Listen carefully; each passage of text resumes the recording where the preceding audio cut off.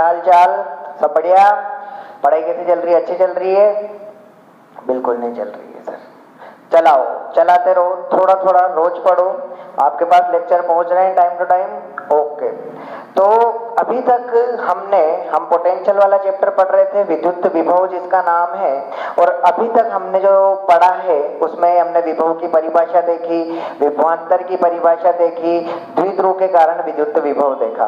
Last हमारा lecture यही था कि द्विध्रुव के कारण विद्युत विभव मैंने आपको 3 जगह निकाल के बताया था कि अक्ष पे विभव कितना आया था, जल्दी से, निरक्ष पे कितना आया था, और एक किसी बिंदु पे, अनिश्चित बिंदु पे जो निकाल के बताया था मैंने आपको, यहां कुछ आया था। अब कितना आया था ये हमको, अगर लास्ट लेक्चर हमने देखा है तो हमको क्या होना चाहिए, याद होना चाहिए। चलिए यहां से शुरू करते हैं। ये आपके कोर्स में है, ठीक है।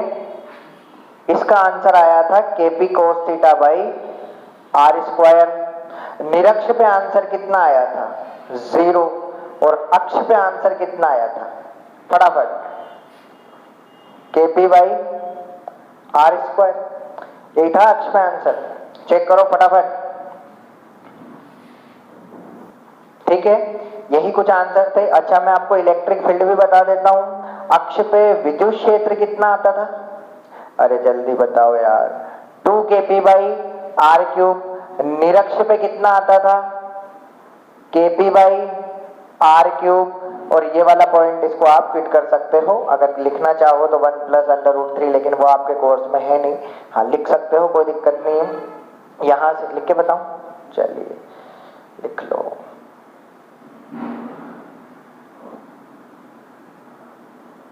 ये कुछ आंसर आता था अनिवन के लिए। फिर यहां से हम, ये जनरल फॉर्म होता है, यहां से इन दोनों को हम निकाल सकते हैं। अगर आप थीटा की वैल्यू रखोगे तो अक्ष के लिए थीटा कितना होता है, अक्ष के लिए थीटा होता है 0 डिग्री, और निरक्ष के लिए थीटा होता है आपका 90 डिग्री, ठीक है।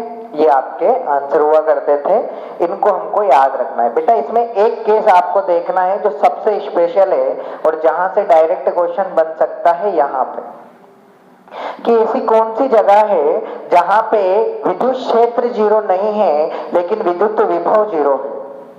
ऐसी कौन सी जगह है जहां पे विद्युत क्षेत्र 0 नहीं है लेकिन विभव 0 है, तो वो कौन सी जगह है, वो है द्विध्रुव का निरक्ष। द्विध्रुव के निरक्ष पर, द्विध्रुव के निरक्ष पर विद्युत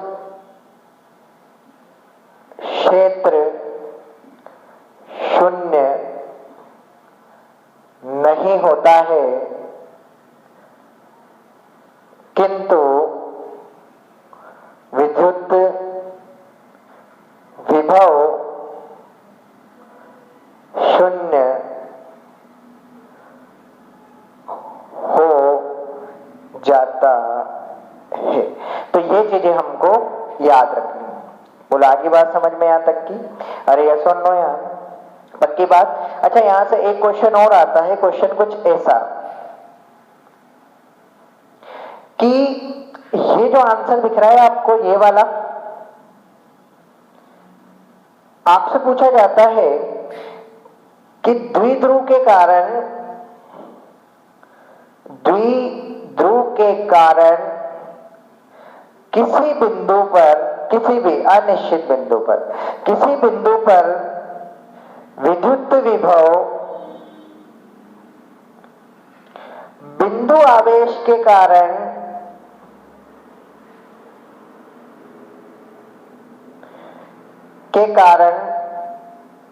किसी बिंदु पर विद्युत विभव का कितना गुना होता है, ये क्वेश्चन है आपका। अब इसको कैसे सोल्व करेंगे हम? यस, दिमाग लगाना पड़ेगा, ठीक है। यहां तक का छाप लो पहले फटाफट, लिख लिया? चलिए समझते हैं इस क्वेश्चन को। क्वेश्चन क्या है, मैं इनको मिटा देता हूं।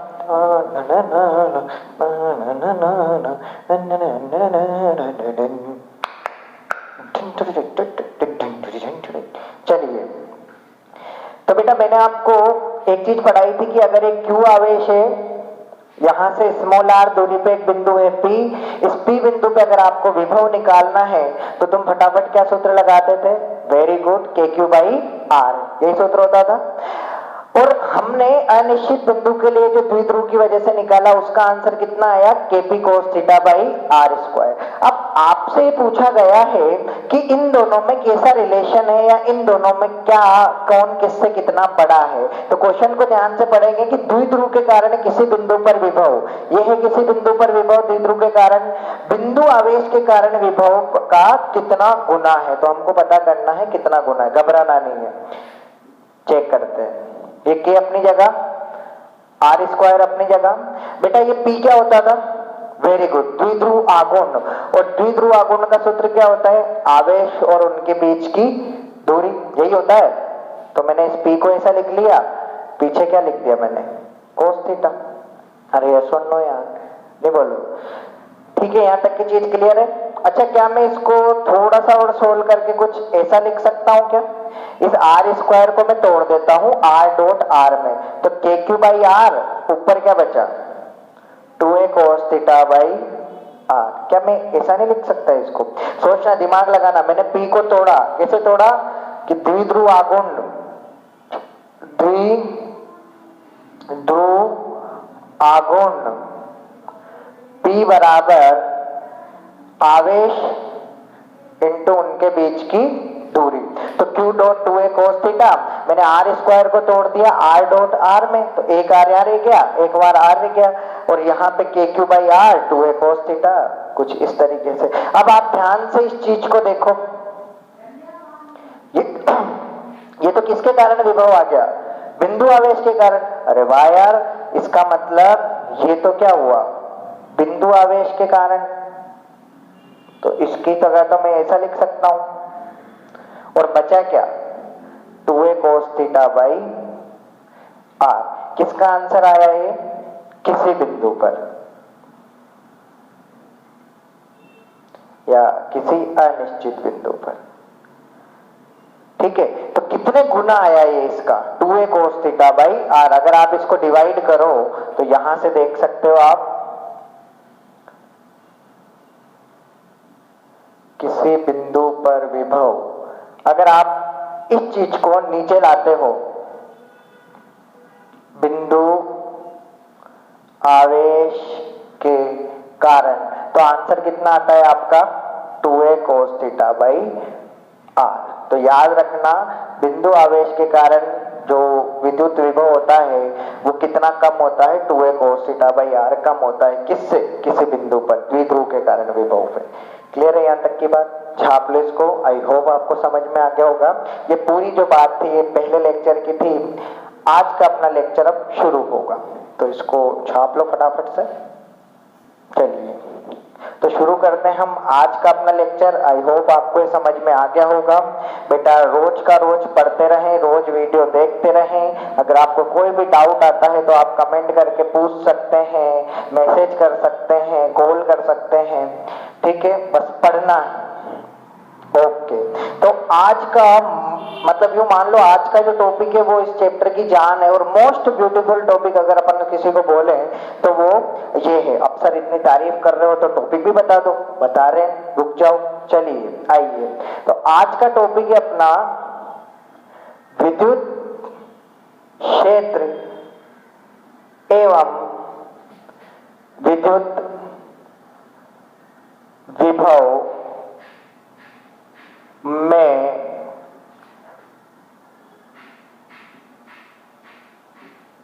संबंध। ये आपका टॉपिक है, विद्युत क्षेत्र एवं विद्युत विभव में संबंध। Relation between electric field, relation between electric field and electric potential, ये आपका टॉपिक है। तो सर एक बात बताओ, क्या तुमने विद्युत क्षेत्र नहीं पढ़ा? पढ़ा है। क्या तुमने विभव नहीं पढ़ा? पढ़ा है।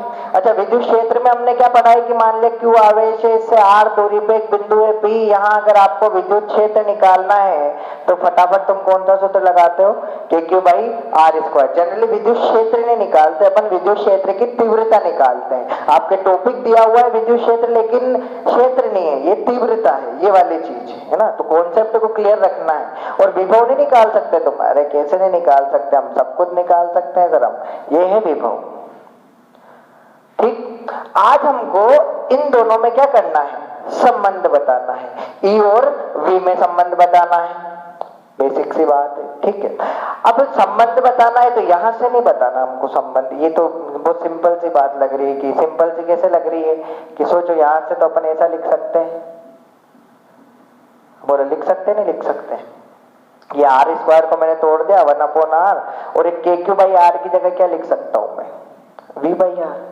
तो ये संबंध नहीं निकालना हमको। हाँ आएगा कुछ इसी तरीका, लेकिन कुछ अलग हमको काम करना पड़ेगा। अच्छा, बहुत सारे बच्चों के दिमाग में आता है कि दूसरे चैप्टर में बहुत सारे क्वेश्चन में इलेक्ट्रिक फील्ड की जो यूनिट दी होती है, मात्रक, वो दी होती है वोल्ट अपॉन मीटर। क्या दी होती है, वोल्ट अपॉन मीटर। अब बच्चे सोचते हैं कि यार वोल्ट अपॉन मीटर कैसे, तो यहां से उसका जवाब आपको यहां मिलेगा। E बराबर क्या सूत्र मिला आपको, V बाई R, और V का मात्रक क्या होता है, वोल्ट, और R का मात्रक क्या होता है, मीटर। तो यहां से आया है वो वोल्ट अपॉन मीटर। तो अपने दिमाग में अब कंफ्यूजन मत रखना। तो ये रिलेशन है कुछ, लेकिन हमको ये नहीं फाइंड करना, हमको कुछ अलग लेवल पे, थोड़ा सा अच्छे लेवल पे इसको देखना है। ये बच्चे वाली चीजें हैं, हाँ हमको आनी चाहिए ये भी, लेकिन हमको कुछ अलग करना है। ठीक है, तो ये आज हमको सारा काम करना है। E और B में क्या बताना है, संबंध बताना है। ठीक है बेटा, चलिए। तो अब सबसे पहले तो अगर विद्युत क्षेत्र समझ में नहीं आया तो पहले हमको विद्युत क्षेत्र समझना है, विभव समझने आया तो विभव समझना है, उसके बाद हम यहाँ तक आ पाएंगे। नहीं तो चीजें हमारे लिए थोड़ी सी टफ हो जाएगी। कोई बात नहीं, जिनको कुछ नहीं आता वो भी ध्यान अगर सारा इधर रखेंगे, सब समझ में आएगा। तो हम शुरू करते हैं विद्युत क्षेत्र एवं विद्युत विभव में संबंध। अच्छा, पहले मैं आपको विद्युत क्षेत्र समझाता हूँ। इस दुनिया में जितने भी आवेश हैं, मान लिया Q आवेश है, ये हर आवेश अपने आसपास क्या बनाता है, एक विद्युत क्षेत्र बनाता है, एक क्षेत्र बनाता है। इस क्षेत्र को क्या कहते हैं अपन, अरे बोलो यार, वेरी गुड, इस क्षेत्र को क्या कहते हैं अपन, विद्युत क्षेत्र। ठीक, अच्छा विद्युत क्षेत्र कितने तरह के होते हैं, दो तरह के, एक समान विद्युत क्षेत्र और असमान विद्युत क्षेत्र, जिसको परिवर्ती भी बोलते हैं अपन। कौन कौन से, एक समान विद्युत क्षेत्र, एक समान विद्युत क्षेत्र, और दूसरा होता है असमान, या जिसको हम क्या बोलते हैं, परिवर्ती विद्युत क्षेत्र। अरे यार सुन लो यार, घर पे चिल्लाते रहा करो। यस सर, पापा बोले क्या पागल हो गए क्या तुम। एक समान विद्युत क्षेत्र, असमान विद्युत क्षेत्र। अच्छा, एक समान विद्युत क्षेत्र की खास बात क्या होती थी, सोचो बेटा। जब भी हम विद्युत क्षेत्र को बताना चाहेंगे, हम विद्युत क्षेत्र रेखाएं बनाते थे। याद आ रहा है कुछ पुराना, आज से 150 साल पहले पढ़ा था अपन ने, अरे 150 नहीं, अभी 1 महीने पहले पढ़ा था, जब गाउस वाला हम चैप्टर पढ़ रहे थे। तो एक समान विद्युत क्षेत्र में जो क्षेत्र रेखाएं होती है वो कैसी होती है, एकदम सीधे सीधे। इनकी खास बात क्या होती है कि इन सारी रेखाओं की लंबाई एक जैसी होती है, और इनके बीच की जो दूरी है वो भी क्या होती है, सेम होती है। और एक समान मतलब आप चाहे कोई सा भी पॉइंट ले लो, यहाँ पे A B C D, हर जगह आपको विद्युत क्षेत्र क्या मिलेगा, एक जैसा। मतलब सबका विद्युत क्षेत्र क्या होगा, एक, तभी तो इसको एक समान बोला है। अब नाम से आपको पता चल रहा होगा कि परिवर्ती में क्या होता है, टिड़न टिड़न टिड़न टिड़न। तो क्या इनमें आपको इनकी लंबाइयां सेम दिख रही है, या इनके बीच की दूरी सेम दिख रही है, नहीं दिख रही है। तो ये कैसा क्षेत्र हुआ आपका, वेरी गुड, असमान विद्युत क्षेत्र। अब अगर आप एक पॉइंट यहां लोगे, एक पॉइंट यहां लोगे, तो इन दोनों पॉइंट की तीव्रता आपको एक जैसी नहीं मिलेगी, क्योंकि ये कैसा है, असमान विद्युत क्षेत्र है। अब आज का हमारा जो टॉपिक है वो क्या है कि विद्युत क्षेत्र और विद्युत विभव में हमको संबंध बताना है। तो क्षेत्र तो आपका ये रहा, ये एक समान विद्युत क्षेत्र, ये असमान विद्युत क्षेत्र। ठीक है, ये तो रहा हमारा क्षेत्र। लेकिन विभव हमको संबंध किसमें बताना है, क्षेत्र, विद्युत क्षेत्र एवं विद्युत विभव में। तो अब हम सबसे पहले हमको यहाँ दो जगह बात करनी पड़ेगी। एक बार हम सारी बात करेंगे एक समान विद्युत क्षेत्र पे, फिर हम सारी बात करेंगे असमान विद्युत क्षेत्र पे, ठीक है। अरे यस और नो यार, क्लियर हो गई बात। अच्छा मैं आपको पहले इनके आंसर बता देता हूँ कि इनमें क्या आंसर हमारे पास आएंगे, उसके बाद हम आगे की पूरी पिक्चर सोल्व करते हैं। इसका आंसर आता है हमारे पास कुछ ऐसा, ये एक समान विद्युत क्षेत्र में, और यहां हमारा आंसर आएगा कुछ ऐसा।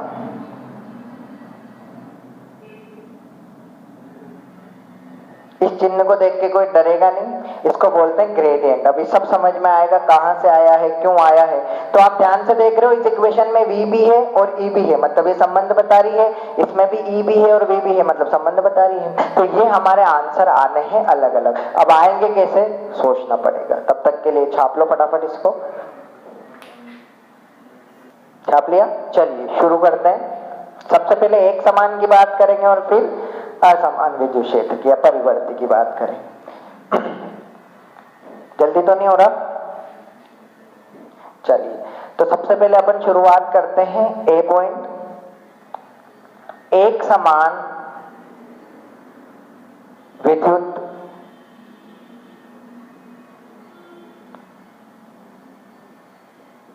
क्षेत्र में इन यूनिफॉर्म इलेक्ट्रिक फील्ड, अगर इंग्लिश में हम बात करें तो इन यूनिफॉर्म इलेक्ट्रिक फील्ड। चलिए अब देखते हैं क्या होता है। तो यूनिफॉर्म इलेक्ट्रिक फील्ड हमको पता है कैसा बनता है,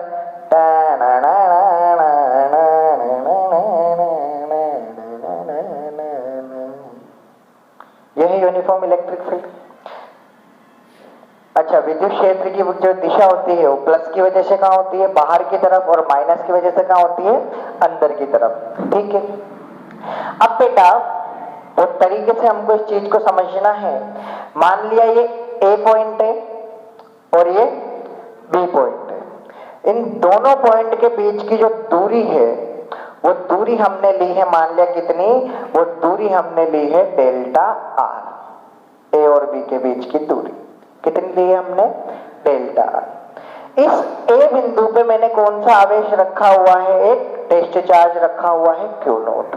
अब वो तसल्ली से सोच के आंसर करना, ये विद्युत क्षेत्र इस तरफ जा रहा है, अरे ये सुन लो यार, प्लस की वजह से बाहर, इसका मतलब इधर कौन सा चार्ज होगा, इधर प्लस होगा, और इधर कौन सा होगा, माइनस।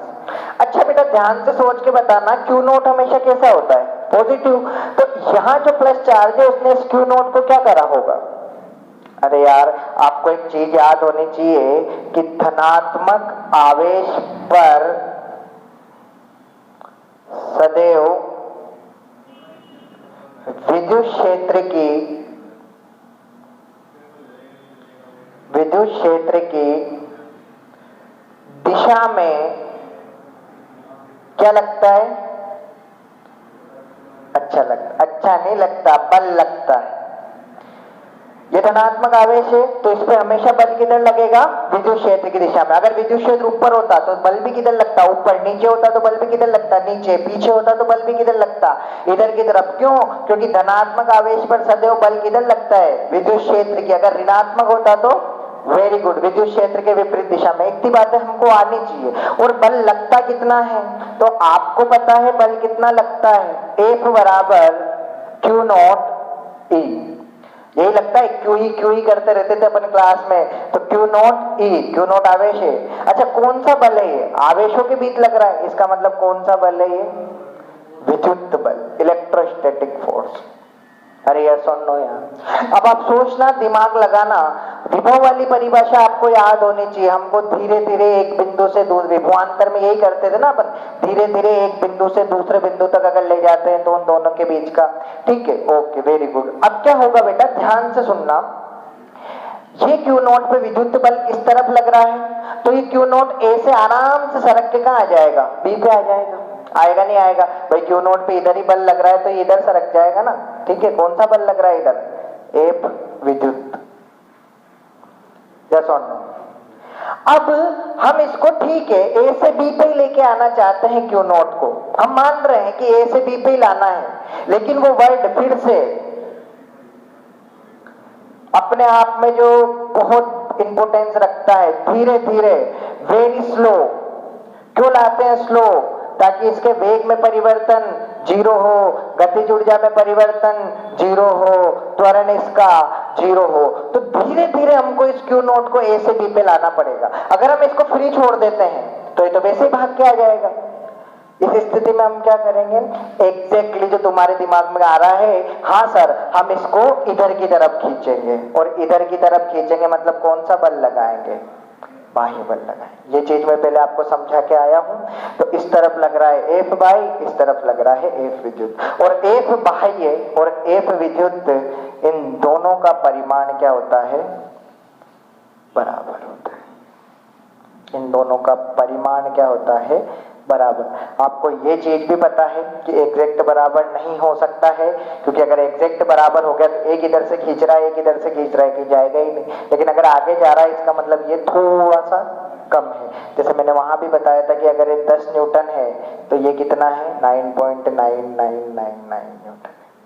बोलो यहाँ तक की चीज समझ में आ गई आपको? क्या करा हमने? एक विद्युत क्षेत्र लिया, 2 पॉइंट लिए ए और बी, जिनके बीच की दूरी या विस्थापन कितना था? Delta R. ए पे हमने क्यू नोट को रखा, फिर हमने थोड़ा सोचा कि यार इलेक्ट्रिक फील्ड की दिशा में ही बल लगेगा क्योंकि तो धनात्मक आवेश है, तो विद्युत बल की दिशा किधर हो गई? इधर। फिर हमने सोचा कि यार ए से बी तो ले जाना है, लेकिन सर ने तो बोला था धीरे धीरे ले जाना है, और धीरे धीरे ले जाना है इसका मतलब इसको पीछे की तरफ भी बल से खींचना पड़ेगा, और पीछे की तरफ हम बल लगाएंगे मतलब बाह्य बल हो गया। ठीक है। और खास बात है कि इन दोनों का परिमाण अगर गणितीय रूप से देखा जाए तो ऑलमोस्ट क्या हो सकता है? सेम होता है, लेकिन हम जानते हैं इसका थोड़ा सा क्या होगा? कम। तभी तो ये आगे खिसकेगा। अरे ये सुन लो यार। अच्छा, क्या एफ विद्युत का परिमाण बताया तुमको? ये रहा ना सर, क्यू नॉट ई, और एफ बाय का भी कितना होगा? क्यू नॉट ई परिमाण। लेकिन आप ध्यान से देखो, क्यों ये एफ विद्युत इधर है, एफ बाह्य इधर है, दिशा क्या है इन दोनों की? विपरीत। और जब भी विपरीत दिशा होती है तो आगे चिन्ह किसका आ जाता है? माइनस का। तो ये आपकी क्या हो गई? एफ बाह्य is equal to minus Q naught E. अब बोलो यार यहाँ तक की बात समझ में आई नहीं आई आपके? क्लियर है बात? ए विद्युत का जो परिमाण था वो इसका पूरा लिखा हमने इस तरीके से। ठीक है। अगर आप केवल परिमाण लिखना चाहते हो तो केवल परिमाण कितना आ जाएगा? क्यू नॉट ई। ठीक है, ओके, छाप लो यहां तक का। अभी रिलेशन नहीं आया है अपने पास, छाप लिया? चलिए, अब अभी तक तो रिलेशन आया नहीं है, अभी तक तो हमने केवल विद्युत क्षेत्र की बात करी है, विभव को समझा है। चलिए, अब बेटा हमको विभवांतर की परिभाषा याद है? विभवांतर हूं ताकि आप कंफ्यूज नहीं हो। एफ बाह्य का मान कितना आया है अपने? Minus Q not. चलिए, तो विभवांतर की परिभाषा से, विभवांतर की परिभाषा या सूत्र से क्या था विभवांतर?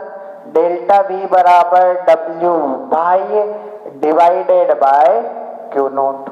अरे ये सुन लो यार।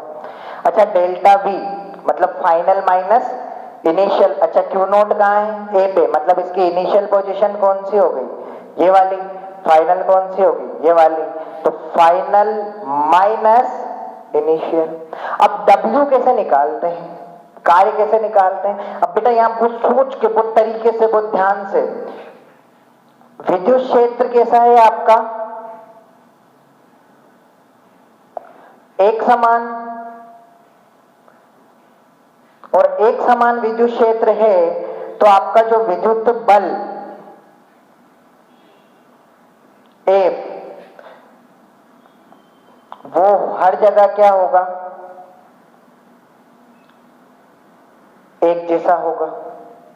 ठीक है। अगर एक क्यू नॉट यहाँ है तो भी इस पे यहाँ इतना बल लगेगा, यहाँ इतना लगेगा, आगे चला जाएगा तो भी बल इसका इतना ही लगेगा। क्यों? क्योंकि विद्युत क्षेत्र आपका एक समान है। इधर देखो, ये ई बदल नहीं रहा, क्यू नॉट बदल नहीं रहा, तो क्या ये बाह्य बल भी बदलेगा क्या? नहीं बदलेगा। इसका मतलब सबसे अच्छी चीज है, सबसे इंपॉर्टेंट चीज कि विद्युत क्षेत्र एक समान है तो विद्युत बल भी हर जगह कैसा रहेगा, एक समान। और बेटा जब एक समान विद्युत क्षेत्र हम निकालते हैं तो हमको समाकलन उमाकलन की जरूरत नहीं पड़ती है। समाकलन हम वहां करते हैं जहां बल बदल रहा हो, परिवर्ती विद्युत क्षेत्र में। इसके आगे जो आएगा उसमें हमको समाकलन की जरूरत पड़ेगी, यहाँ हमको कोई समाकलन की जरूरत नहीं पड़ेगी। हम सीधा सीधा आंसर लिख सकते हैं। हम जानते हैं कार्य बराबर क्या होता है, बल इंटू विस्थापन।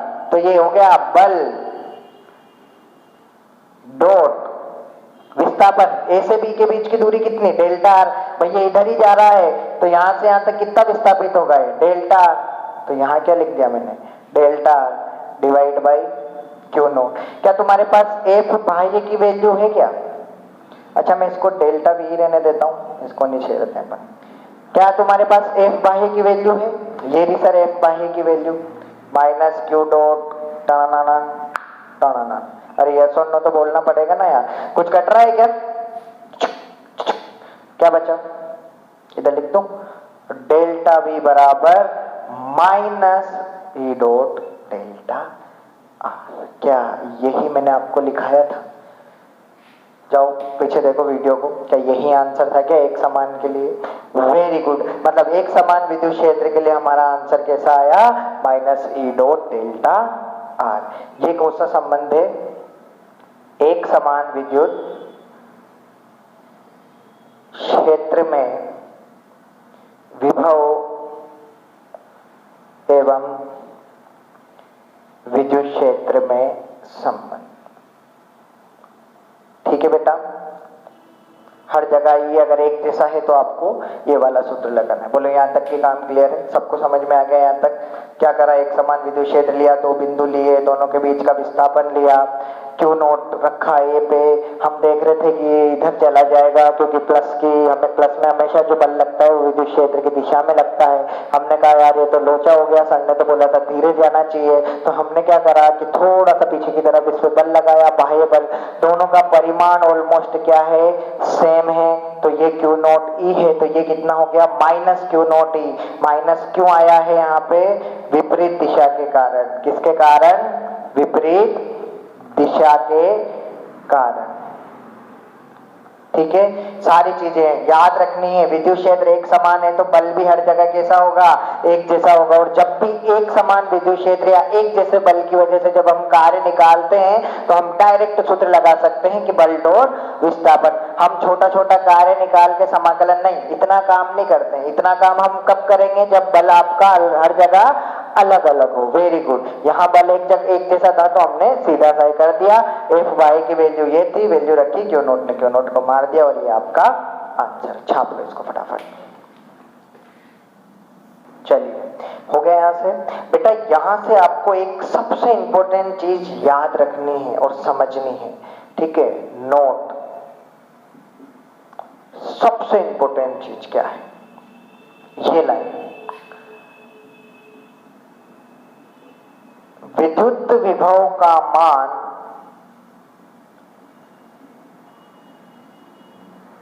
विद्युत क्षेत्र की दिशा में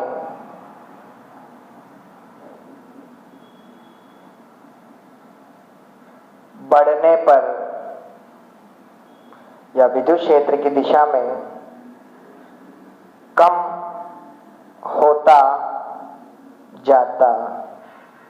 इस लाइन को लिख लो और फिर मैं आपको इस लाइन का मतलब समझाता हूं कि विद्युत विभव का मान विद्युत क्षेत्र की दिशा में कम होता जाता है। Electric potential, the value of electric potential decreases in the direction of electric field. विद्युत विभव का मान विद्युत क्षेत्र की दिशा में कम होता जाता है। कैसे, तो मैं आपको यहां से थोड़ा सा बता देता हूं। आगे चिन्ह किसका लग रहा है, माइनस का। माइनस का मतलब यहां क्या है, कम होना। चलिए और अच्छे से मैं इसको एक्सप्लेन कर देता हूं, लिखकर मिटा दो इसको। चलिए देखो इधर कैसे, बहुत अच्छा सा कॉन्सेप्ट है, सीखने वाला कॉन्सेप्ट है और ये लाइन सबसे इंपॉर्टेंट लाइन है, याद रखना। ठीक है, देखो कैसे कि मान लिया एक क्यू आवेश है और क्यू की वजह से विद्युत क्षेत्र किधर होता है, बाहर की तरफ ही होता है। अरे यस और नो यार, ठीक है। अगर ऊपर लेते तो इधर इधर इधर इधर।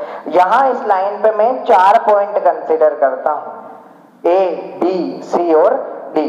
इस ए से इसकी दूरी मान लिया कितनी है, 1 मीटर, बी की दूरी कितनी है 2 मीटर, सी की दूरी कितनी है 3 मीटर और डी की दूरी कितनी है 4 मीटर। बोलो यस और नो यार। ठीक, अब आपको इन चारों पॉइंट पे विभव निकालना है। तो सबसे पहले ए पे विभव देखो, सूत्र क्या होता है बिंदु आवेश के कारण के क्यू बाई आर। तो ए पे देखो, के की जगह के रहेगा, क्यू की जगह क्यू रहेगा, आर मतलब दूरी, दूरी कितनी है 1, ये आ गया वी ए। वी भी कितना आएगा, के की जगह के, क्यू की जगह क्यू, दूरी कितनी है 2, सी कितना आएगा के क्यू बाई 3 और डी कितना आएगा के क्यू बाई 4। सबसे छोटा कौन सा होगा इनमें, ध्यान से। अरे भाई 4 बड़ा है तो VD क्या होगा सबसे छोटा, इसका मतलब VD का मान सबसे कम, उसके बाद VC, उसके बाद VB और सबसे बड़ा मान किसका होगा VA का। तो आपने क्या रिजल्ट देखा कि जैसे जैसे अपन विद्युत क्षेत्र की दिशा में आगे बढ़ रहे हैं, जैसे जैसे हम विद्युत क्षेत्र की दिशा में आगे बढ़ रहे हैं, विभव का मान क्या होता जा रहा है, कम होता जा रहा है। सबसे ज्यादा मान किसका था A का, फिर किसका B का, फिर किसका C का और फिर किसका D का। अगर यहाँ एक पॉइंट और ले लेता E, सोचो क्या होता इसका और कम हो जाता। अरे यस और नो यार, ठीक है। आगे बात समझ में यहाँ तक कि आप सबके, अरे यस और नो यार। तो इस लाइन का मतलब आपके समझ में आना चाहिए, मोस्ट ब्यूटीफुल लाइन है इस पूरे लेक्चर की, कि विद्युत विभव का मान विद्युत क्षेत्र की दिशा में आगे बढ़ने पे क्या होता जाता है, कम होता जाता है। मान लिया 50 वोल्ट है तो ये कहीं ना कहीं 50 से कम 40 होगा, या ये इससे कम 30 होगा, इससे कम 20 होगा, ठीक है, कम होता जाता है विद्युत क्षेत्र की दिशा में और अनंत पे जाके मान कितना हो जाता है 0। Very good. बोलो यहां तक की बात समझ में आई नहीं आई यार? छापो इसको फटाफट से, छाप लिया। चलिए अब मैं आपको इससे रिलेटेड एक सवाल करा देता हूं, अभी अब जो हमने पढ़ा है उससे रिलेटेड, ठीक है बेटा। अच्छा, मेरे पास बहुत से बच्चों के एक क्वेश्चन आ रहा था कि सर नोट्स का क्या करें, नोट्स का क्या करें। तो बेटा अगर आप सेल्फ नोट्स बनाते हो तो बहुत अच्छी बात है, जो मैं आपको बोर्ड पे लिखवा रहा हूं आप साथ का साथ लिखते चलें। उसके बाद मैं आपको PDF प्रोवाइड करवा दूंगा नोट्स की, उसमें से आप क्रॉस चेक कर लेना, अगर कुछ छूट रहा है तो लिख लेना। लेकिन बोर्ड पे जो मैं लिखवा रहा हूँ सारी चीजें लिखवाता हूँ, तो ज्यादा बेटर ये होगा कि आप यहीं से लिख लो, ठीक है। खुद के नोट्स जब आप बनाना सीख जाओगे तो आपको दिक्कत नहीं आएगी, ठीक है। तो खुद के नोट्स बनाए अपन, मैं आपको प्रोवाइड करा दूंगा, लेकिन उससे तुम आलसी बन जाओगे और मैं तुमको आलसी नहीं बनाना चाहता। मेहनत करेंगे थोड़ी सी, ठीक है। चलिए, तो हमारा जो आंसर आया है वो कितना आया है, इधर लिख लेता हूं मैं आंसर अपना। कुछ ऐसा आंसर अपने आया है एक समान विद्युत क्षेत्र के लिए। क्वेश्चन देखते हैं, क्वेश्चन क्या है। आपको 2 प्लेट दे रखी है कुछ इस तरह की, इस पे प्लस चार्ज दे रखा है और इस पे माइनस चार्ज दे रखा है। इस प्लेट को A नाम दिया, इसको B दिया, इन दोनों के बीच की दूरी कितनी है 1 मीटर। इस प्लेट का विभव कितना दे रखा है 20 वोल्ट और इसका विभव आपसे पूछा है। क्या पूछा है आपसे कि प्लेट B का विभव ज्ञात कर, ये क्वेश्चन है आपसे। अब कैसे करेंगे इसको, घबराना नहीं है, दिमाग लगाना है। बताता हूं मैं कैसे करना है। देखो, हम जानते हैं कि डेल्टा V बराबर कितना होता है माइनस E डॉट डेल्टा। अरे यस और नो यार। और मान लिया, अच्छा विद्युत क्षेत्र कहां से कहां जाता है, प्लस से माइनस की तरफ, तो ये आपके विद्युत क्षेत्र की दिशा हो गई, ये आपका विद्युत क्षेत्र है। और दूरी यूं ही नाप रहे हैं अपन इसको, मतलब विस्थापन की दिशा भी किधर होगी, यही विस्थापन की दिशा भी होगी। अगर विद्युत क्षेत्र भी इस दिशा में है, विस्थापन भी इस दिशा में है, तो आप सब समझदार हैं। डॉट का मतलब क्या होता है, A dot B। Very good, A B cos theta. तो यहाँ E डॉट R को क्या लिख सकते हैं, E dot R cos theta. Theta किस किस के बीच का कोण है, E और डेल्टा R के। थीटा किस किस के बीच का कोण है, E और डेल्टा। ध्यान से देखो, E भी इधर है, डेल्टा R भी इधर है, तो थीटा कितना हो गया, अरे वेरी गुड यार 0 डिग्री। कितना हो गया 0। और cos 0 कितना होता है? वेरी गुड, cos 0 होता है अपना 1। बोलो यहां तक की बात समझ में आई नहीं आई? क्लियर हो गया? अच्छा, आपको विद्युत क्षेत्र भी दे रखा है, सॉरी, क्वेश्चन में आपको याद करो, यदि विद्युत क्षेत्र 10 न्यूटन अपॉन कूलाम है। न्यूटन अपॉन कूलाम भी किसका मात्रक होता है? विद्युत क्षेत्र का। अच्छा, वोल्ट अगर मीटर, वोल्ट अपॉन मीटर भी होता तो भी विद्युत क्षेत्र, मतलब ई हमको दे रखा है, डेल्टा आर हमको पता है, तो क्या हम डेल्टा वी नहीं निकाल सकते? अरे निकाल सकते हैं यार। अच्छा, कहां से कहां जा रहे हैं अपन? ये इनिशियल पोजीशन है और ये फाइनल पोजीशन है, यहां से यहां जा रहे हैं अपन, और जब अंतर निकालते हैं तो किसमें से किसको माइनस करते हैं? Very good, final minus initial. इधर लिख दो, तो क्या मैं इस डेल्टा बी को ऐसा लिख सकता हूं क्या? Final minus initial. अरे यस और नो तो बोलना पड़ेगा ना यार। आगे चिन्ह किसका है? ये लगाया, माइंड बिल्कुल कॉन्सेप्ट से चलेंगे। विद्युत क्षेत्र का मान दे रखा है, ये दे रखा है 10।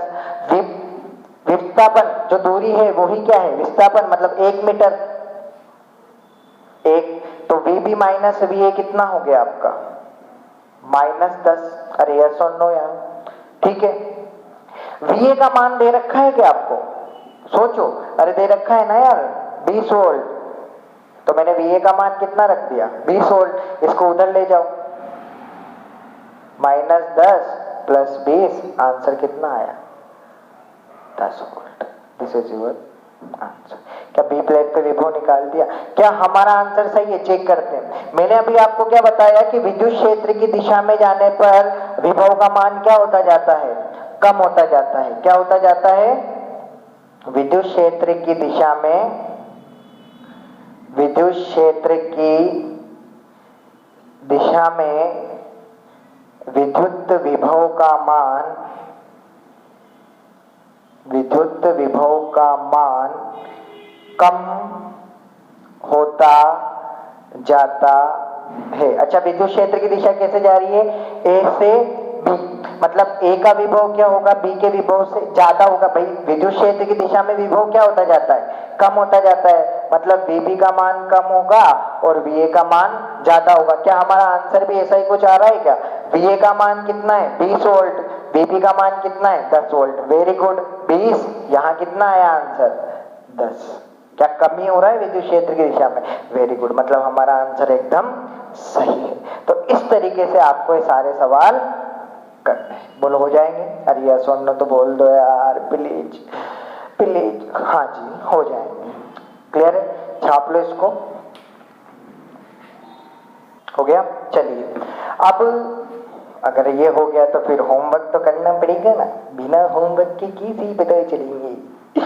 होमवर्क मत दिया करो इसे। वैसे ही मैं होम पे बहुत वर्क करता हूँ आजकल, बोतल भरना, ये करना, वो करना। चलिए, कोई मत करो ज्यादा, इधर आ जाओ। क्वेश्चन क्या है आपका? क्वेश्चन है कुछ इस तरीके से,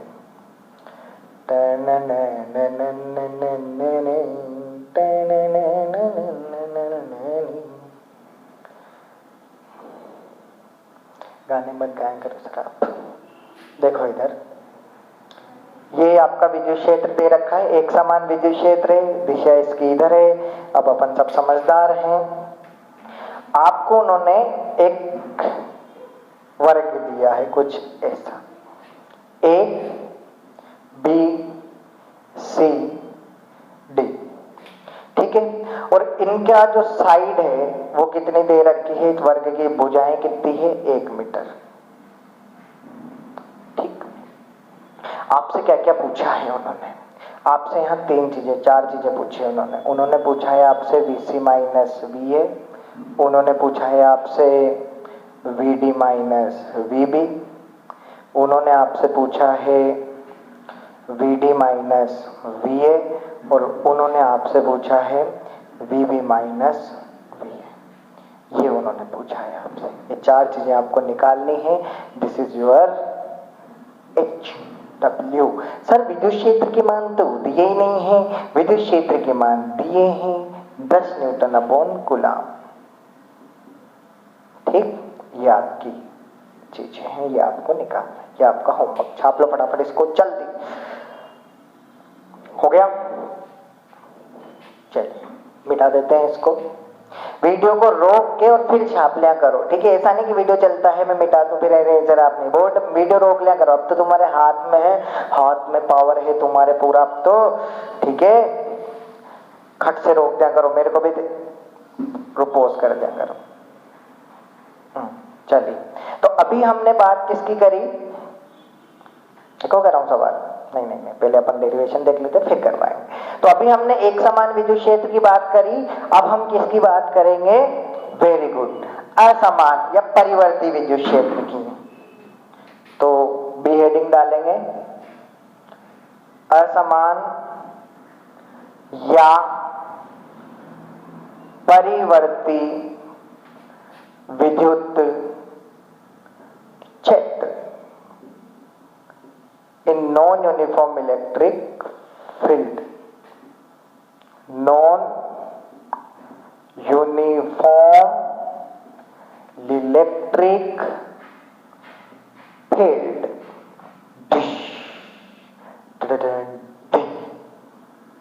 non-uniform electric field। अब इसको कैसे करेंगे? तो यहां सोचना पड़ेगा, दिमाग सारा यहां लगाना पड़ेगा। कैसा होता है असमान विद्युत क्षेत्र?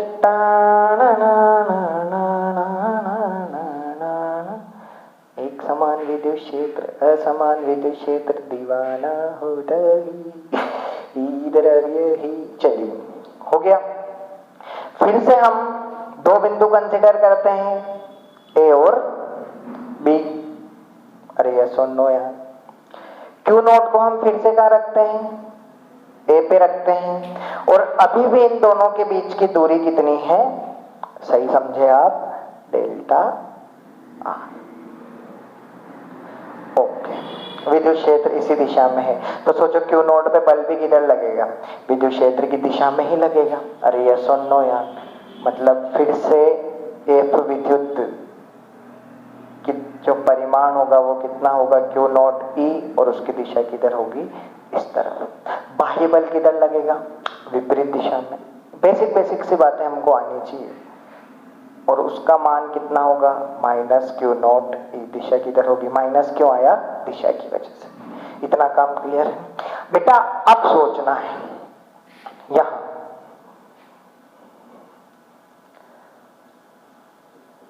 यहां विद्युत क्षेत्र असमान है, अतः बल भी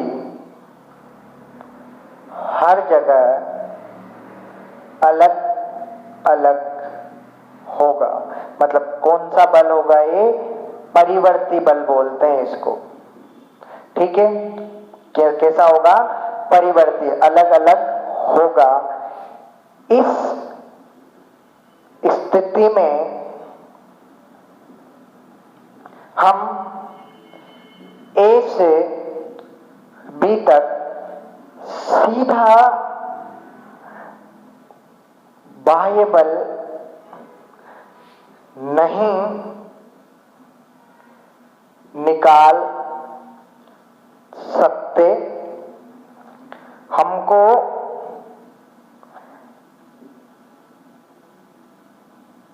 कुल बाह्य कार्य निकालने के लिए समाकलन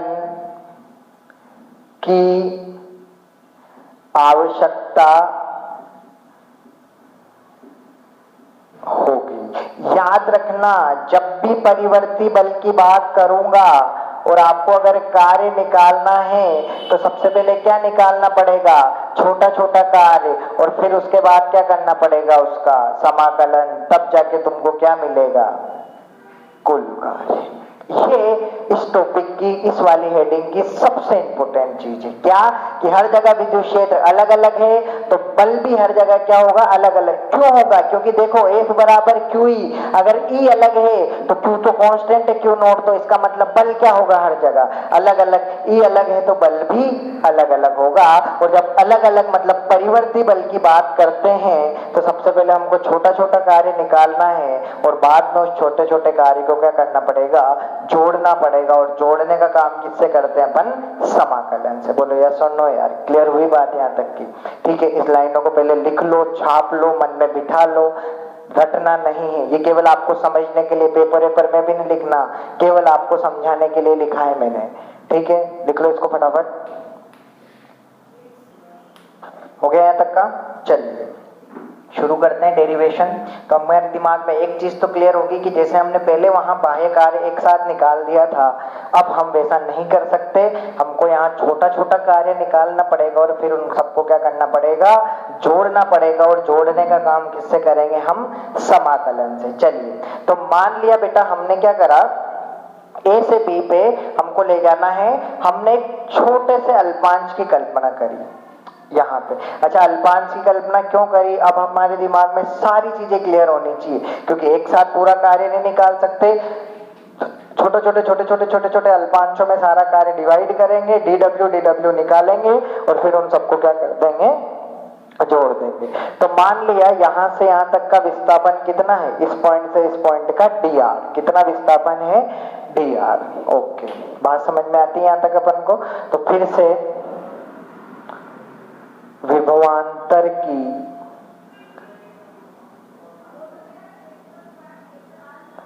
परिभाषा से।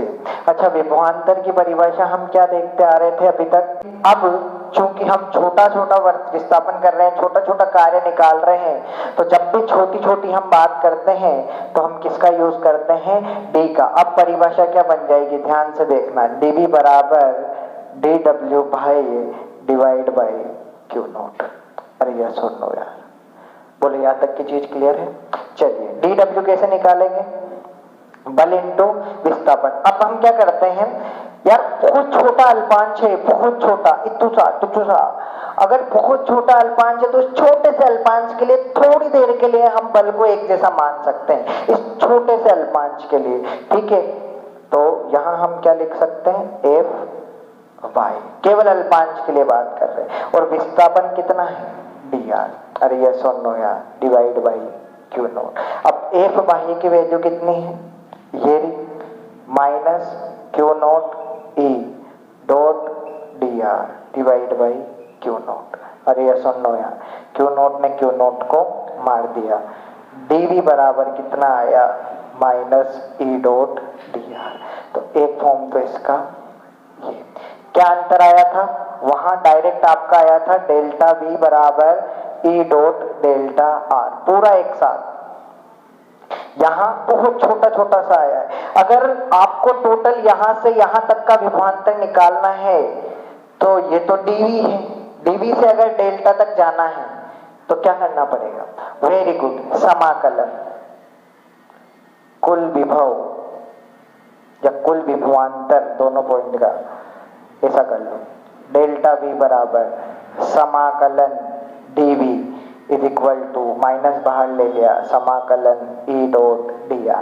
अब यहाँ लिमिट की अगर अपन बात करें तो मान लिया ये जो a है, इस a का स्थिति सदिश कितना है, r1, b का स्थिति सदिश कितना है, r2। स्थिति सदिश समझते हैं ना, स्थिति को बताने वाला।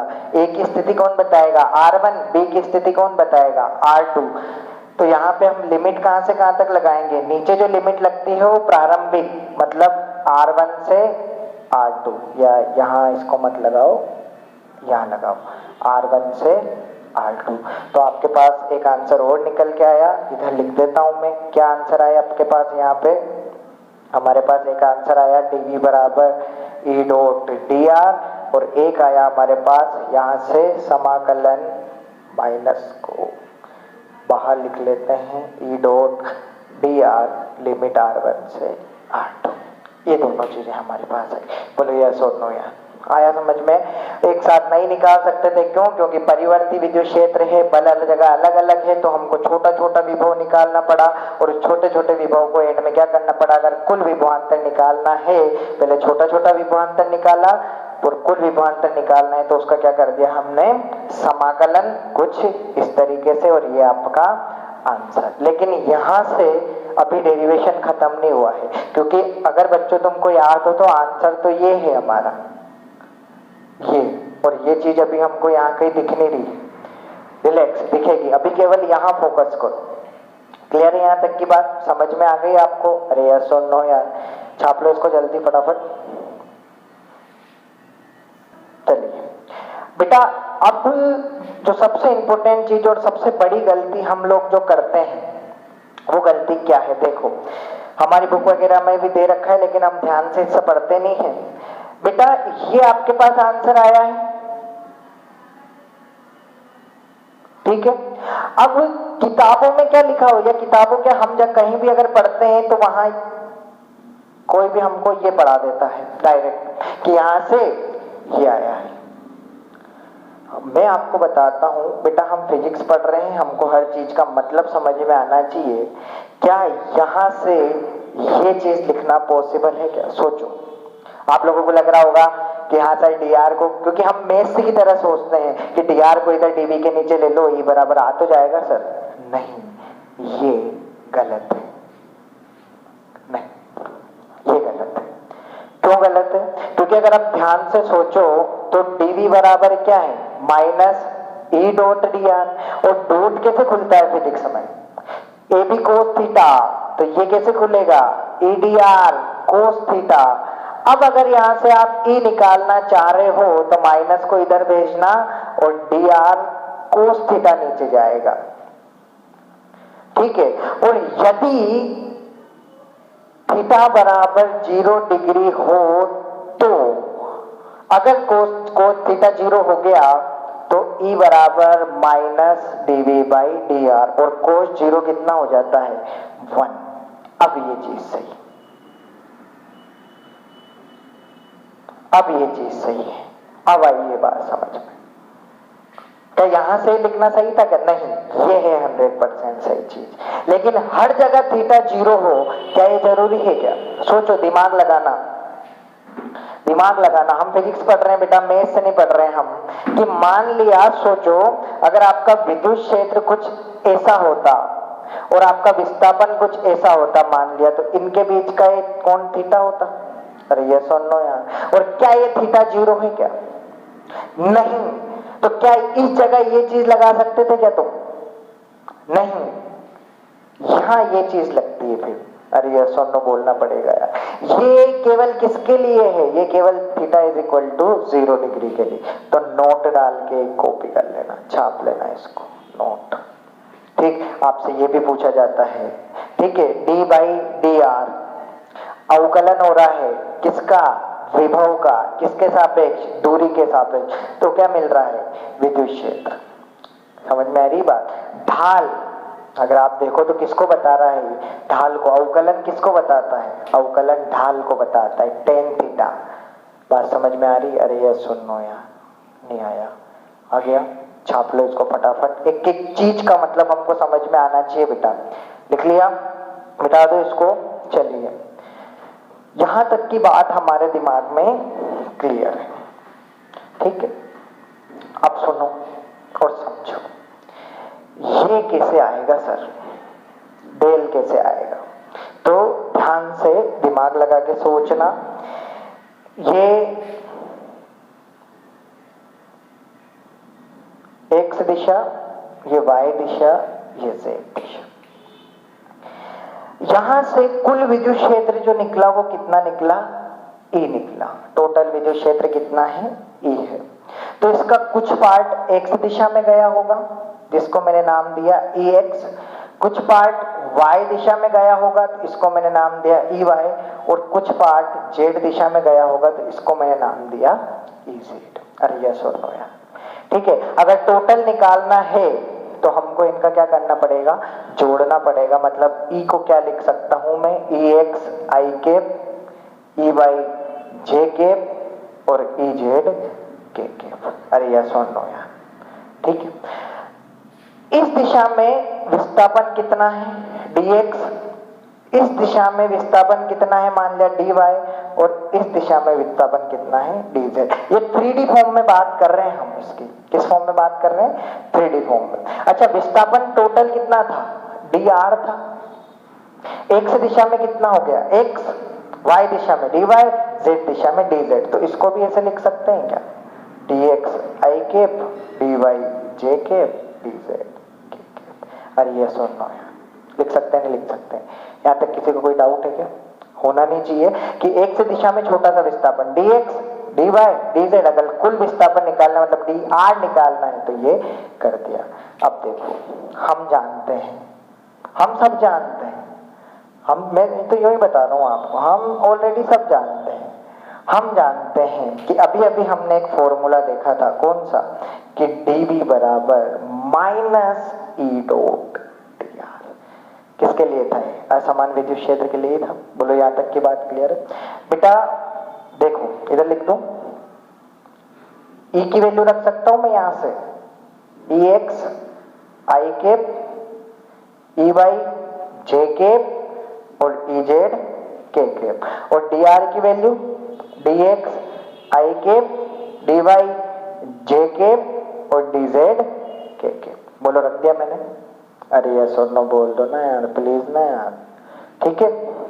अगर इन दोनों का अपन डॉट प्रोडक्ट निकालते हैं तो आई कैप डॉट आई कैप क्या होता है? 1। मैं यहां लिख देता हूं, आई कैप डॉट आई कैप कितना होता है? 1। जे कैप डॉट जे कैप कितना होता है? 1। और के कैप डॉट के कैप कितना होता है? 1। बाकी सब कितना होगा?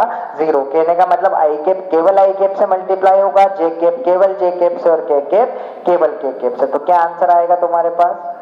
Ex dx, Ey dy और Ez dz। अरे यस और नो यार, क्लियर हो गई बात यहां तक? ओके। अब यहां से सोचना, यदि हम केवल x दिशा में बात करें, हमको y z से कोई लेना देना नहीं है, हमको ये पता लगाना है कि x दिशा में विभव में कितना परिवर्तन हुआ है, या x दिशा में विद्युत क्षेत्र या विभव में क्या संबंध है। हमको केवल किस दिशा में बात करनी है? x दिशा में। तो केवल x दिशा में। जैसे यहां हम केवल किसकी बात करेंगे? y दिशा में। और यहां हम किसकी बात करेंगे? केवल z दिशा। बहुत ध्यान से समझना बेटा इसको।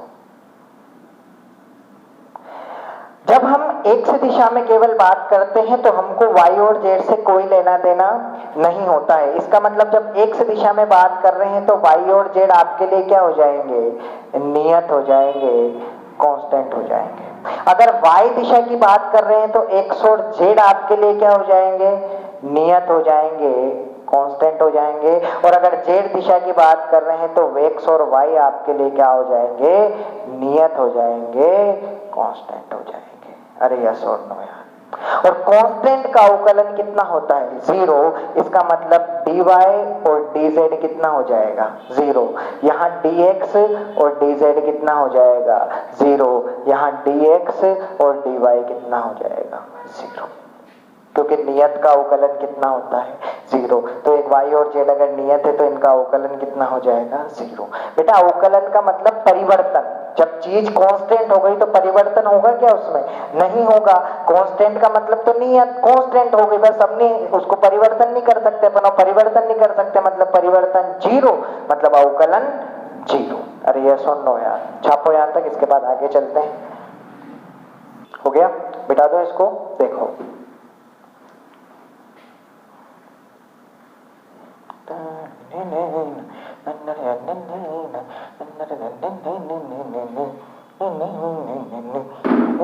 एक से दिशा की बात करते हैं हम केवल, तो dy और dz हमारे लिए क्या हो गए? 0। इसका मतलब ये वाली चीज और ये वाली चीज हमारे लिए पूरी क्या हो गई? 0। अतः मेरे पास बचा क्या? केवल d। अब बेटा ध्यान से सुनना, ध्यान से, बहुत ध्यान से। हम लोगों की किताबों में क्या है ना, ऐसा लिखा होता है डेल, और अब हम इस चीज का मतलब नहीं समझते, हम समझते खुद को समझा लेते हैं कि डी की जगह डेल आ गया होगा। अरे क्यों आ गया? तो याद रखना, इस डेल का मतलब मैं इधर लिख रहा हूं, इस डेल का मतलब होता है आंशिक अवकलन। ये क्या पिक्चर है सर? इसको आप जनरली ज्यादा बेटर गणित में पढ़ोगे, लेकिन मैं आपको छोटा सा यहाँ पे फील दे देता हूं कि जब हम किसी निश्चित चीज की बात करते हैं, पर्टिकुलर चीज की बात करते हैं, तो कौन से अवकलन का यूज करते हैं? आंशिक। यहां हम केवल किसकी बात कर रहे हैं? एक्स की। यहां हम केवल किसकी बात कर रहे हैं? वाई की। और यहां हम केवल किसकी बात कर रहे हैं? जेड की। इसका मतलब यहां हम अवकलन यूज नहीं करेंगे, यहां हम डी यूज नहीं करेंगे, यहां हम डेल यूज करेंगे, आंशिक अवकलन। जब हम पर्टिकुलर किसी एक चीज की बात करते हैं तो किसका यूज करते हैं? आंशिक अवकलन। एक्स के लिए वाई और जेड कांस्टेंट, वाई के लिए एक्स और जेड कांस्टेंट, और जेड के लिए एक्स और वाई कांस्टेंट। इसीलिए अब यहाँ डी नहीं आएगा, यहाँ क्या हो जाएगा? डेल। तो देखो ध्यान से, इधर बच जाएगा डेल वी, इधर बच जाएगा माइनस ई एक्स, और इधर भी डी एक्स की जगह क्या हो जाएगा? Del X. हम केवल किस दिशा की बात कर रहे हैं? एक्स, हमको वाई जेड से कोई लेना देना नहीं है। अरे यस और नो यार, अब समझ में आ गया डेल क्यों आया। और यहां से ई एक्स बराबर कितना लिख सकता हूं मैं? Del V by del X. इसी प्रकार हम किसकी बात करेंगे? y की। तो y के लिए क्या जीरो है? dx और dz जीरो है, बचा केवल ये, तो डेल v हो जाएगा इधर, आगे चिन्ह माइनस का, और क्या बचेगा? ey dy नहीं, डेल y, हर चीज का मतलब है। और यहां से आपके पास ey कितना निकल के आ जाएगा? Del v by del y, del y को नीचे, ठीक। और इसी प्रकार से z अगर अपन निकालेंगे तो ई जेड डेल जेड भाई, उसके लिए D X zero, D Y zero, ये बचा। तो यहाँ से ई जेड कितना आ गया? Minus del V by del Z. ये तीनों आंसर हमारे पास आ गए। अरे ये सुनो यार, क्या निकाल लिया आपने? E X, E Y, E Z. आगे यहाँ तक का छाप लो जल्दी, इसको जल्दी से फटाफट से छाप लिया। रोक के, वीडियो को रोक के छाप लिया करो, ठीक है। मिटा दो इसको। चलिए, हमारा आंसर आने वाला है। कैसे निकाला हमने? आई थिंक आपको ये सारी चीज समझ में आ गई होगी। ये चीज लिख लेना। कब आंशिक अवकलन का यूज करते हैं? जब हम किसी खास या किसी पर्टिकुलर, अगर मैंने क्या लिखूं, आप तुम समझदार हो यार, तुम समझ जाना अपने हिसाब से, क्योंकि किसी खास चीज की जब बात करते हैं तो डी नहीं लिखते, क्या लिखते हैं हम? डेल लिखते हैं, ठीक है, ओके। चूंकि अभी हमने थोड़ी देर पहले पढ़ा था ई बराबर E X I cap, E Y J cap और ई जेड के केप, यही पढ़ा था। हम ई एक्स की जगह ये वैल्यू रख सकते हैं, ई वाई की जगह ये वैल्यू रख सकते हैं, और ई जेड की वैल्यू ये रख सकते हैं। अतः ई बराबर, ई एक्स की जगह मैंने वैल्यू रखी minus del V by del X I cap, E Y की जगह मैंने वैल्यू रखी minus del V by del Y J cap, और ई जेड की जगह मैंने वैल्यू रखी minus del V by del Z K cap. अरे यह सुन लो यार, देखो ये, अरे छी गंदा, ये बोलो यहाँ तक की बात समझ में आई? यही इसीलिए तो वैल्यू निकाली थी हमने, रख दी। कुछ कॉमन ओमन आ रहा है क्या? थोड़ा कॉमन ओमन लेना यार, माइनस कॉमन ले लिया ना यार, इसको कुछ ऐसा लिख देना यार।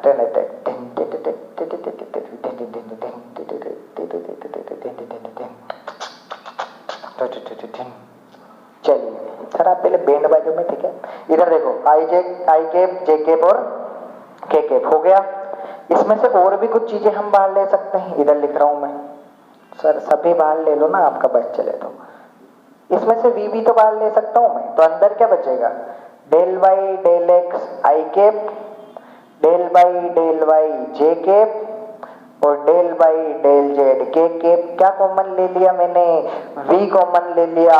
और बेटा आप लोगों का सबका स्वागत है कि हमारा आंसर अब आ चुका है। ये जो चीज है, ये इसको बोलते हैं डेल, संकारक, ग्रेडियंट। क्या बोलते हैं इसको? ग्रेडियंट। एलिफेंट नहीं, ग्रेडियंट। ये ढाल को बताता है ओवरऑल 3D में। अरे ये सुनो यार, यहां बराबर ग्रेडियंट प्रवणता हिंदी में अगर ज्यादा, और क्या वैल्यू होगी इसकी, इसकी वैल्यू है ये याद रखना, del by del X I cap, del by del Y J cap और del by del Z K cap. तो इस तरीके से आपका ये आंसर 3D फॉर्म में, ठीक है। अब यहाँ आपको थीटा वीटा देखने की जरूरत नहीं, वहां थीटा की दिक्कत थी ना, उस दिक्कत को हमने यहाँ सोल्व कर दिया। अरे बोलो यार यस और नो, बात समझ में आई नहीं आई यार, ठीक। यहाँ से मैं आपको और बता देता हूँ कि अगर एक्स दिशा की बात करेंगे केवल तो del V by del X आएगा, वाई दिशा की बात करेंगे तो del V by del Y आएगा, और जेड दिशा की बात करेंगे तो del V by del Z, ठीक है। और इस तरीके से हमने वैल्यू रखी और ये हमारा आंसर। बुलवा की बात समझ में यहाँ तक की आई थिंक आपको समझ में आ गया होगा। इस चीज को समझना, याद रखना, ये 3D है, क्लियर है बात, छाप लो इसको, उसके बाद आपको सवाल करवाते हैं। हो गया, चलिए अब आ गया समझ में, तो पता कैसे चलेगा, सवाल करके। मिटा दो इसको, देखो आप अब कैसे करना है सवाल, आपको जल्दी से बता देता हूँ। याद रखना जब x की बात करते हैं तो आंशिक अवकलन y और z हमारे लिए कोई लेना देना नहीं रखते, उस टाइम पे वो दोनों 0 हो जाते हैं। जब y की बात करते हैं तो x और z 0 हो जाते हैं, जब z की बात करते हैं तो x और y 0 हो जाते हैं। वेरी गुड, भारत माता की जय। चलिए अब एक सवाल आपको फटाफट से बता देते हैं ताकि आपका डर खुल जाएगा।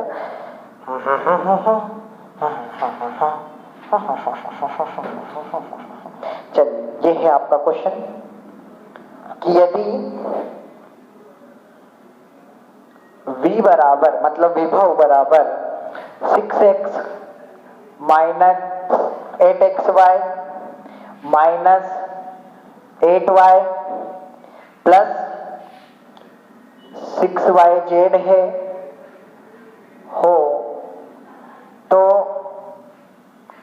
बिंदु इतना का है हिला है, तो बिंदु 1 1 1 पर विद्युत क्षेत्र की तीव्रता का परिमाण ज्ञात करो। ये सवाल था आपका, ठीक। अब कैसे करेंगे सोचो। अगर आपको केवल ये फॉर्मूला पता होता, ये वाला, क्या इससे सवाल बन जाता क्या? सोचो, दिमाग लगाओ। नहीं बनता इससे सवाल, क्योंकि आर क्या, हमने इसी को तो थोड़ा सा सही करा है, हमने इसी चीज को तोड़ा तीनों दिशाओं में। ऐसे एक्स दिशा की बात करी तो ये, वाई दिशा की बात करी तो ये, और जेड दिशा की बात करी तो क्या। अब ये सवाल बन जाएगा क्या? हाँ सर अब बन जाएगा। तो इसी का ये फॉर्म है, लेकिन हमको समझ में आना चाहिए। बोलो बात समझ में आ रही है, क्लियर हो रहा है दिमाग में? हाँ सर अब ठीक है, अब समझ में आया। क्योंकि बच्चों को कंफ्यूजन रहता है कि यार ये काम कर क्यों रहे हैं हम, ये काम इसलिए कर रहे हैं हम कि अगर इस टाइप का कोई 3D वाला सवाल आए तो फिर यहाँ हम उलझ जाएंगे कि अब इसको कैसे करें हम, लेकिन यहाँ हम वापस सुलझ जाएंगे। अरे यस और नो यार, ठीक है। तो करते हैं शुरू हम सवाल को। भी आपको दे रखा है, हम जानते हैं, क्या जानते हैं हम, E बराबर माइनस डेल डॉट V, और डेल की वैल्यू कितनी, del by del X I cap J cap और के कैप। ये आई कैप एक्स दिशा में दिशा, Z cap unit vector Y दिशा में, K cap unit vector Z दिशा। बोलो यहाँ तक की चीज क्लियर है? अब हमको किस किस की जरूरत पड़ रही है इस फॉर्मूले में? भाई हमको निकालना क्या है, परिमाण निकालना है विद्युत क्षेत्र का। तो पहले क्षेत्र निकालते हैं फिर परिमाण निकालेंगे। जरूरत किस किस की पड़ रही है? Del V by del X, del V by del Y और del V by del Z. तो सबसे पहले हम क्या निकालेंगे, del V by del X. तो डेल बाई डेल एक्स अपनी जगह, और v की वैल्यू आपको दे रखी कितनी, 6x minus 8xy minus 8y plus 6y। बोले यहाँ तक की चीज क्लियर है? अब बहुत तसल्ली से सोच के आंसर करना है बेटा, है ना, घबराना नहीं है। बड़ा ऐसा देख के सारे बहुत बड़ा अवकलन है, नहीं, अलग अलग कर लो, बच्चे बन जाओ थोड़ी देर के लिए। बच्चे बन के करेंगे तो सब हो जाएगा, खुद को बहुत इंटेलिजेंट मान के करेंगे तो कुछ नहीं होगा, और इंटेलिजेंट अपन है भी नहीं, है क्या? है सर। चलिए यहां तक हो गया। एक चीज याद रखना, जब x के, अच्छा अवकलन, आंशिक अवकलन कर रहे हैं किसके सापेक्ष? x से लेना देना है, मतलब यहाँ y और z क्या हो गए? कांस्टेंट, मतलब dy और dz कितना हो जाएगा? 0। मतलब y और z हमारे लिए क्या है? कांस्टेंट है, क्योंकि केवल किसकी बात कर रहे हैं? x की। तो देखो y और z कांस्टेंट है ना, यहाँ y और z है ही नहीं, ये तो x है, इसका अवकलन तो होगा। अच्छा 6i अवकलन से कहाँ जाएगा? बाहर, क्या बचेगा? केवल x, और x का अवकलन कितना होगा? 1। ये हो गया 1, बीच में चिन्ह किसका? माइनस। y और z कांस्टेंट है, और कांस्टेंट अवकलन से कहाँ जाते हैं? बाहर। क्या यहाँ y दिख रहा है? हाँ दिख रहा है। कहाँ जाएगा? बाहर। अंदर क्या बचेगा? केवल 8x। यहाँ ये तो पूरा ही कांस्टेंट है, और कांस्टेंट का अवकलन कितना होता है? 0। खत्म। यहां हमने अवकलन 0 क्यों नहीं करा? क्योंकि यहाँ कुछ और भी चीज थी साथ में जिसका अवकलन हो सकता था, इसीलिए इस कांस्टेंट को बाहर लिखा। यहाँ तो वैसा कुछ है ही नहीं, तो पूरे का क्या हो गया? 0। इसका कितना होगा? yz, अरे ये भी पूरा कितना? 0। अरे यस और नो, अवकलन का, कांस्टेंट का अवकलन कितना होता है? 0। तो del v by del x कितना आ गया आपके पास? 6 माइनस y, और 8x का अवकलन कितना हो जाएगा? 8। तो ये आ गया आपके पास del v by del x। ऐसे हमको यहाँ क्या फाइंड करना है? Del v by del y। और जब del v by del y find करते हैं तो x z क्या हो गया अपने लिए? कांस्टेंट। ठीक है, लिख दिया मैंने, x और z क्या है? कांस्टेंट। चलो वैल्यू रखो, del by del y, v की वैल्यू रखो 6x minus 8xy minus 8y plus 6yz। अलग अलग कर लो, फिर से बच्चे बन जाओ।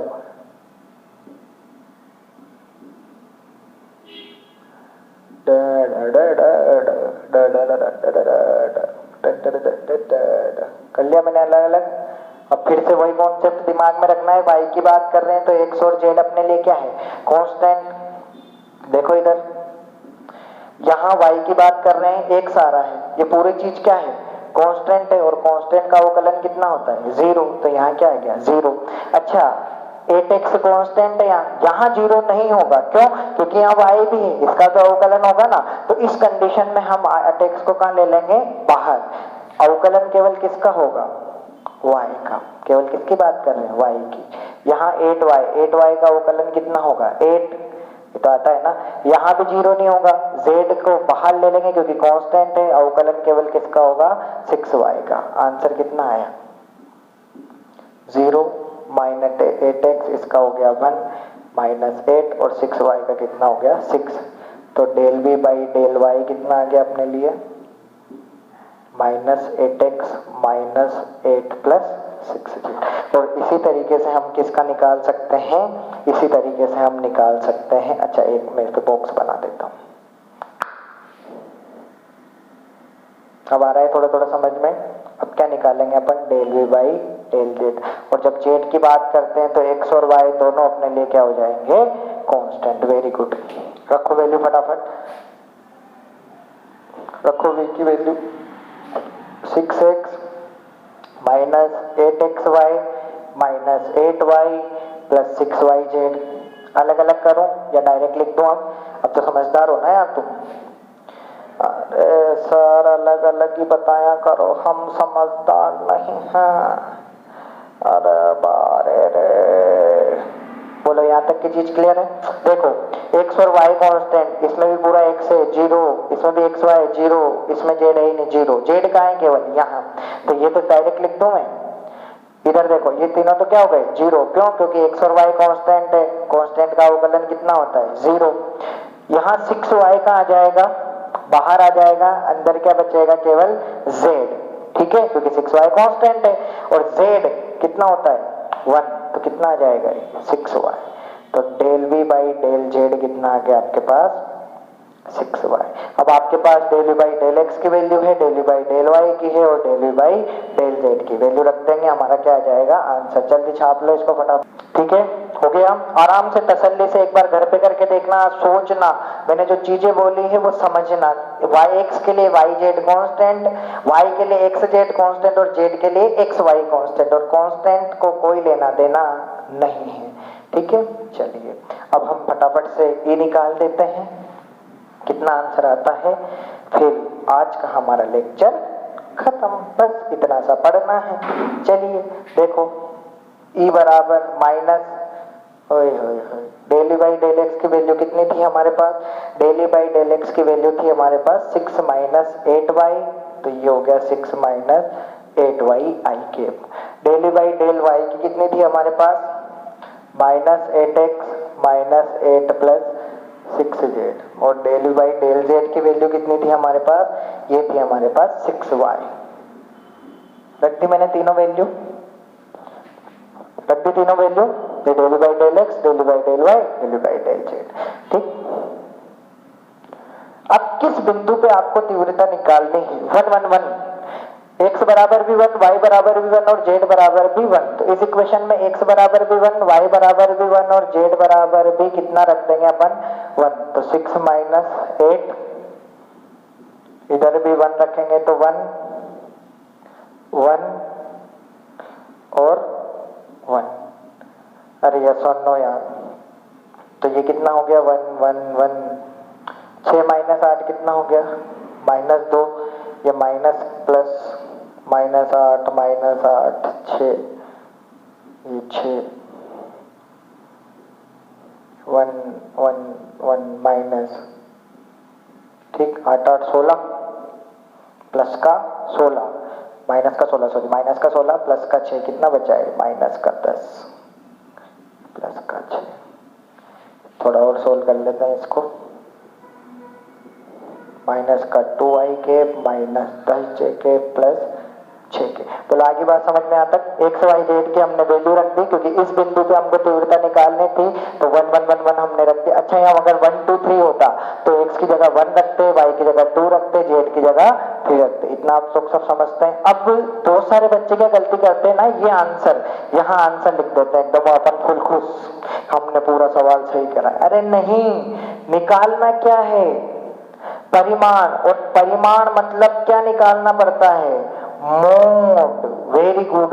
और मोड कैसे निकालते हैं, इधर लगेगा अंडर रूट आई कैप का जो कोटि, आई कैप का जो गुणक है इसका स्क्वायर प्लस, अरे यार ऐसे करते हैं ना यार, अगर किसी का भी जैसे आर का मोड निकालना है तो A square plus B square plus C square, ये फॉर्मूला होता है। ठीक, तो यहाँ ए ये पूरा हो जाएगा, बी ये पूरा हो जाएगा और सी ये पूरा हो जाएगा। तो करो, ए स्क्वायर बी स्क्वायर और सी स्क्वायर करो तो कितना आंसर आएगा, अंडर रूट 2 का स्क्वायर कितना हो गया 4, 10 का स्क्वायर कितना हो गया 100 और 6 का कितना हो गया 40। तो परिमाण कितना है 140। This is your answer, Newton upon coulomb या volt upon metre, this is your answer. तो इस तरीके से आपको पूरा सवाल क्या करना है, परफॉर्म करना है, यहाँ जाके इसको छोड़ना है। तो आई थिंक आज का लेक्चर आपको अच्छे से समझ में आया होगा।